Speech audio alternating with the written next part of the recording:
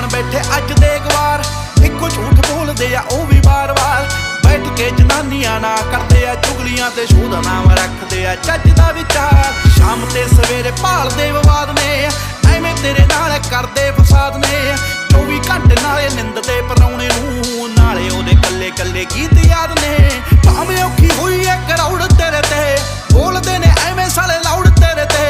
पर एक गल रखी मेरी याद पुत्तरा, आ बापू तेरा बड़ा आ प्राउड तेरे ते। तू दब गया दुनिया ने वहम पालिया, उठ पुत झोटिया ओए मूसे वालिया। जे एवें रहा गीतां विच सच बोलदा, आउण वाली पीढ़ी एजुकेट मिलूगी। नित कंट्रोवर्सी करेट मिलूगी, धर्मां दे नाम ते डिबेट मिलूगी। सच बोलेगा तां मिलू 295, जे करेगा तरक्की पुत हेट मिलूगी।